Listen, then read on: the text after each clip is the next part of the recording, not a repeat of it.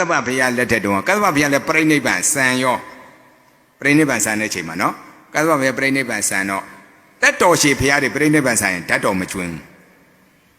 မီးမတကြိုဘာကြောင့်လဲဆိုဖူးမြောက်သူစုံသွားပြီနှစ်2000တန်းမှာပွင့်တာဆိုတော့အကြာကြီးဆိုတော့ဘုရားဖူးရတဲ့လူတိုင်းကစုံနေပြီစုံနေဆိုဘုရားကဓာတ်တော်တွေပြိုကွဲပြီးတော့ဟိုနေရာတွေကြွလိုက်ပူဇော်ခံအဲ့လိုပုံစံမျိုးဖြစ်เสียမလို့တော့အဲ့တော့အလောင်းတော်လိုက်ကြီးထပ်ပတာသွင်းမှာအဲ့ဒါဆိုရွှေစေတီတဲမဟိစေတီကတသန္တနာလုံးမှာဘုရားစေတီကတဆူတဲ့တဲမှာဘုံမတော်ဂေါတမမြတ်စွာဘုရားဆိုရင်ဓာတ်တော်နှစ်တင်းသားကျွင်းတဲ့အတွက်ဟိုဓာတ်တော်နည်းနည်းလေးနဲ့ဟိုနားမှာစေတီတဆူဟိုနားမှာစေတီတူအများကြီးတဲကြတာဟုတ်ဒီမှာတဆူတဲ့တဲမှာဆိုတော့ရွှေစေတီတဲမယ်ဆိုချတာအားလုံးပေါင်းမှာတဆူတဲ့ဆိုတော့ဝိုင်းအောင်ပြီးချတာထပ်ပနာသွင်းကန်ကြီးရဲ့နီးတော့ရဟန္တာတစ်ပါးကြွလာကြည့်လိုက်တော့မုတ်ဦးတစ်ဖက်ကမပြီးသေးဘူးအဲ့နဲ့မေးကြည့်တယ်ဟဲ့ကောင်တွေဘာဖြစ်လို့မပြီးလိုက်လဲတိုင်းသူပြည်သားလူအများတောင်ယူတဲ့ဘက်ကရွှေမလောက်သေးလို့ဗျာတဲ့ဒါဆိုရင်တော့ငါတကပရိန်ဆရာရှိတယ်သွားပြောဦးမယ်ရဟန္တာအရှင်မြတ်ကြီးအိမ်ကြွသွားအိမ်ရောက်တော့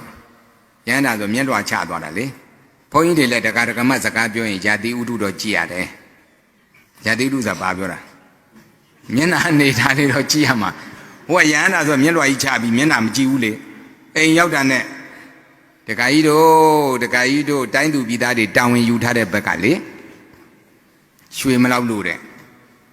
အလောင်းတော်ကြီးထပ်ပနာသွင်းမဲ့ရက်ကလည်းနီးပြီတခါကြီးတို့ကြည်လို့တင်တယ်မဟုတ်လားလို့သွားပြောလိုက်တာအရှင်မြတ်ကြီးပြောတာတော့အမှန်ပါပဲဒါပေမဲ့တကားလင်မယားချင်းရံဖြစ်ပြီးစိတ်ဆိုးနေချိန်အဲ့ဒါဆိုဒါအချိန်ကောင်းမဟုတ်ပြောတာဟုတ်တယ်နော်စိတ်ဆိုးနေချိန်မှာကိုတော်ကလာပြီးတော့အတိပ္ပယ်တော့အောင်မလေးဒီမှာဘာဖြစ်မှမသိကိုတော်လည်းတမောင်ဆိုတဲ့အတိပ္ပယ်မျိုးနဲ့လေစိတ်တူတူနဲ့ပါပြန်ကိုရောဖះရေထဲမျောလိုက်တယ်စကားလေးတစ်ခွန်းနဲ့ဗါတယ်လေကိုရောဖះရေထဲမျောလိုက်အဲ့မှာမိမလှန့်ထောက်တယ်တော့ကျမကိုမကျင်တတ်လို့ထရိုက်ပြဿနာမရှိဘူးနော်အရှင်မြတ်ကြီးမှာဘာအပြစ်ရှိလို့တော်စော်ကားလိုက်တာတော့အပြစ်ကြီးသွားပြီဆိုဟာဟုတ်သားပဲအဲ့ကြမှာယောက်ျားသတိဝင်သွားပြန်တောင်းမှန်းတာရှင်ပြရဲ့တပြည့်တော့မှဟဲ့မင်းကငါစော်ကားတာမဟုတ်မင်းစော်ကားတာဖះကိုရောဖះရေထဲမျောလိုက်ဆိုမင်းဖះစော်ကားတာအဲ့ဆိုတပြည့်တော့ဘယ်လိုလုံးရမလဲမင်းရွှေပန်းကန်ကြီးလို့အလောင်းတော်ကိုထပ်ပနာသွင်းတဲ့အချိန်မှာအဲ့ပန်းကန်ကြီးနဲ့မင်းကိုရေရွှဲအောင်လောင်းပြီးတော့လိုက်သွင်း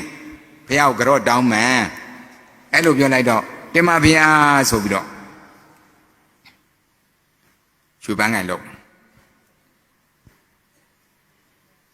သား3ယောက်ရှိတယ်တာကြီး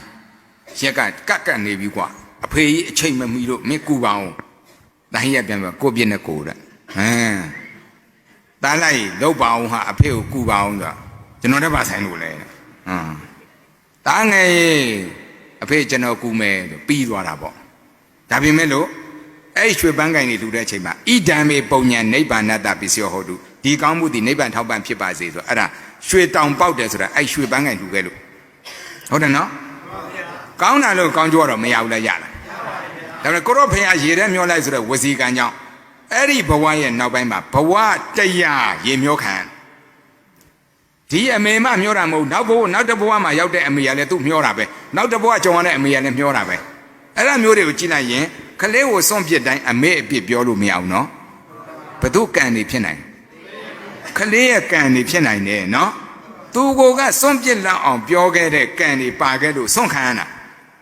ဟုတ်ဒီကလေးကြည့်လေယဟန္တာလောင်းကြီးလေကိုရောဘုရားရေထဲမျောလိုက်ဆိုမမွေးခင်နဲ့ဗိုက်ထဲတည်းကအော်တိုကြိုတတ်မှတ်ပြီးသားတက်တာသာရိုက်ထားလိုက်ဒီကလေးမွေးပြီးရေမျောမှာဒါဆိုမအေးစိမ့်မရှိဘူးသားသမီးမွေးပြီးတော့မိခင်စိတ်မရှိဘူးဒီမိန်းမဘာလဲသွားအပြစ်မတင်နဲ့အဲ့အရင်ဘဝအမေကလည်းမျောတာပဲအဲ့ဒီရှေ့ဘဝကဘဝယာနဲ့ချီမအေးပေါင်းယာနဲ့ချီနေတာလေသူ့ဆိုရင်မွေးပြီးတာနဲ့ဘာလို့တာမျောတာအဲ့တော့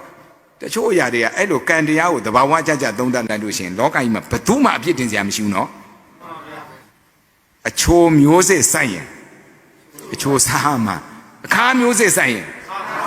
ကိုစိုက်တာကိုပြန်စားရတာနော်ဘယ်သူမှအပြစ်တင်စရာရှိအဲ့လိုမကြည့်တတ်တဲ့အခါကျတော့တကုတ်ချုံရမ်းရင်ပစ္စုပန်လေးပဲကြည့်ပြီးတော့ဝိုင်းတွယ်ကြတာမလုပ်သင့်ဘူးနော်အဲ့လိုနားလဲသွားတဲ့ပုဂ္ဂိုလ်ကဘယ်သူမှအပြစ်မပြောတော့ဘူးစိတ်ချအရာအလုံးဟာကိုစိုက်တဲ့မျိုးစစ်ကိုပြန်စားရတာကြီးဟုတ်တယ်နော်အချိုမျိုးစစ်ဆိုင်ရင်အချိုသီးစားရမှာလေအခါမျိုးစစ်ဆိုင်ရင်လည်းခါစားမှာအခါမျိုးစစ်ဆိုင်ပြီးအချိုစားခြင်းမှလည်းမရဘူးနော်ဒါကံမဲ့ အခုဟိုကလေးနဲ့မအေးရစွန့်ပြီလေဒီမဲအေးသွားအပြစ်မတင်နဲ့နော်လူလေးဟိုနားမှာအိမ်မဲမဲကြီးတွေ့လာအဲ့ထက်မှာမုံဝေးနေသွားတောင်းရင်ကြော့ခွက်ကလေးဆိုကလေးပဲကလေးက3နှစ်သားလောက်ရှိသေးတယ်တောက်နဲ့တခါတည်းလမ်းလျှောက်အမေကိုလက်ကြီးနဲ့အိမ်ထဲဝင်သွားအောင်ကလေးလည်းအိမ်ထဲရောက်အောင်မိဘနှစ်ပါးပြေးအောင်အဲ့3နှစ်တည်းကတယောက်ထဲကျင်လဲရတာယဟန္တာဖြစ်မဲ့ပုဂ္ဂိုလ်မသေးဘူးနော်စားလည်းမစားဘူးဘယ်လိုစားရလဲဆိုတော့သူများတဲ့အိမ်မှာအခုတောရွာအိမ်နေဆိုဘုံဘုံတို့ငယ်တုန်းကဟိုးခက်ကငယ်တော့ငယ်အိမ်နေမှာဆိုရင်ပကံဆေးတာမရှိဘူးလား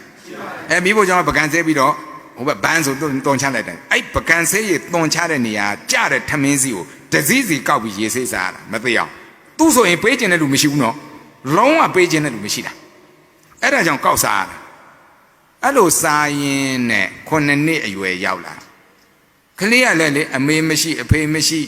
သွန်သင်ပေးမဲ့လူမရှိတော့စားထဲမှာပါတယ်ပန်တုပိတာစကောဝီရတယ်မြေပုတ်ဘလူးလေးလိုပဲတဲ့ကြောက်စရာလေးပေါ့ဘယ်သူမှလည်းသူ့ကိုစေနာမရှိဘူးအဲ့တော့အိမ်ကျိုးအိမ်ကျလိုက်သွားအဲ့ဟိုထွက်ကြထားတဲ့ထမင်းစီတွန်ပြစ်တဲ့ထမင်းအဲ့ဒါလေးတွေရေဆေးစားအဲ့မှာတနေ့တော့ရှင်သာရိပုတ္တရာယဟန္တာရှင်မြတ်ကြီးဆုံးခံလဲကြွရောဒီကလေးလေးတွေ့ရောဟာတဲဆိုးရတဲ့ကလေးပါလားဘယ်လိုကလေးလဲဟဲ့ကြည့်လိုက်တော့အမလေးဒီကလေးကယဟန္တာလောင်းလေးဟာသူ့ရဲ့ယင်ထဲမှာအရဟတဖို့ရဲ့ဥပနိဒေယယဟန္တာဖြစ်မယ်ဆိုတဲ့အကြောင်းကိုလှမ်းလှမ်းမြင်လိုက်ရောငါကဲမယ်ကောင်းလေးမင်းကိုရင်ဝစ်ချင်တာဝစ်ချင်တာပေါ့ဗျာဒါပေမဲ့တပည့်တော်တို့ကောင်ဘယ်သူကဝစ်ပေးမှာငါဝစ်ပေးမယ်လိုက်ခဲ့ကလေးကလိုက်သွားတာပေါ့ကြောင်းရောက်တော့ဂရုံတုံးရေမိုးချိုးကြီးတွေတွန်းသူ့မှာရှိတဲ့သင်္ကန်းတွေပေးတခါတော့ဝစ်ခိုင်းလိုက်တာကိုရင်လေးဖြစ်သွားတော့နောက်နေ့တော့ကိုရင်လိုက်ခဲ့ငါနဲ့အတူဆုံးခံကြွအဲ့ကိုရင်ပါတဲ့နေ့ရှင်သာရိပုတ္တရာပါဆုံးငတ်အာကုသို့အရှိန်ဟတ်တာဘယ်တော့ပြင်းလဲဆိုတာနော်ဒါကြောင့်ဘုံဘုံတို့ငယ်ငယ်တော့မိုးချိုးပြစ်ပြီးဆိုရင်အဲ့အာကုသို့များများလုပ်တဲ့ကောင်ဆိုမင်းအနာမလာနဲ့ဟျောင်းတော့ဘာရောပြီးမိုးချိုးထိလိုက်မယ်သူအဲ့လိုမျိုးအာကုသို့အရှိန်ဟတ်တာကြောက်စရာတော်တော်ကောင်းတယ်နောက်နေ့ကျအချင်းများအရှင်သာရိပုတ္တရာလည်းလေကိုရင်ဟျောင်းမင်းမကြွတော့သူလည်းသူတလန်နှမို့ရင်သူပါငတ်နေဘူးအာကုသို့ဒါကြောင့်အဲ့ခင်လေးလေသူများတို့ကောင်းကောင်းမစားကြဘူးလားစားကြမှာလားစားကြမှာပေါ့ဗျာစားခွင့်မရဘူးဘာဖြစ်တယ်လဲအန္တရာယ်ပုံညံတည်းဘာအန္တရာယ်လဲဆိုရင်ကတ္တဗဘုရားလက်ထက်တုန်းက तू ကတောချောင်းဖုံကျောင်းနိုင်ဖုံကြီးတောရွာဖုံကြီးပေါ့တောရွာဖုံကြီးတကားကိုးကွယ်တယ်တကားလည်းတရားကောင်းတယ်ပစ္စည်းလည်းတတ်နိုင်တယ်လေကောင်းမွန်ပေါ့တရက်ယဟန္တာအရှင်မြတ် तू ကျောင်းကိုကြွလာ तू ကျောင်းတော့မဟုတ်ဘူးအရက်ထဲကိုကြွတာတကားကြည့်လိုက်တော့ယဟန္တာဆိုတာကိလေသာကင်းတဲ့တော့မျက်နာကဘာဖြစ်ကြီးနေတာဟာတကားကြီးညိုပြီးတော့အိမ်မော်ပင့်ဆုံးနေပါလေကအကျိုးအကြောင်းလေးပြောပြီးတော့ဒီလိုဟိုဒေသစာတီလှည့်လဲနေဆိုတပည့်တော်ကြောင်းသွားဗျဒီတော့ကျောင်းဆောက်ကိုဝယ်တဲ့ဘုန်းကြီးရှိတယ်အဲ့မှာကျောင်းဆောင်တွေလည်းရှိတယ်ရှင်ဗျအဲ့ကြွတပည့်တော်လွတ်လိုက်တယ်လို့လားပြောအဲ့တော့ဟိုကိုတော်လည်းကြွသွားတာဗောဟိုရောက်တော့တကားလွတ်လိုက်တဲ့အကြောင်းတော့ဟိုလည်းတမဆိုပြီးတော့ကျောင်းတစ်ဆောင်ပေးထားတာညနေလဲရောက်ရောတကားလိုက်လာသူကညနေလိုက်လာမယ်ပြောထားတာညနေကျတော့လိုက်လာကဲဒီကတကားကြီးတွေတကမကြီးတွေမေးဦးမယ်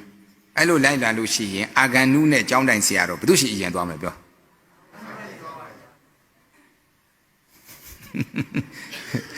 ပြောဘယ်သူရှိအရင်သွားမှာကျောင်းတိုင်ရှိအရင်သွားမှာတကားအာဂန်နုရှိအရင်သွားသူအာဂန်နုအရန်ကြည်ညိုနေတာကိုရမ်းကြုံတာအာဂန်နုရှိအရင်သွားပြီးတော့ဟာတရားတွေနဲ့စကားတွေပြောအရှင်ဘုရားမနေ့ပြကြဒီလိုအိမ်ဆွမ်းသားကြွနော်ကျောင်းတိုင်ဘုန်းကြီးကနေတိုင်းကြွနေကြသူနဲ့သာလိုက်ခဲ့ဟိုလည်းအေးပေါ့ပြီးတော့မှကျောင်းတိုင်ရှိသွားပြီးဒီတော့အာဂန်နုတော့ဆွမ်းသားပင့်ခဲ့ပြီးဘုရားဒါအရှင်ဘုရားမနေ့ပြင်ကြွလို့ရှိရင်အာဂန်နုပါပင့်ခဲ့ပါဘုရားဆိုအေးဆိုကျောင်းတိုင်ဘုန်းကြီးစဉ်းစားသွားပြီ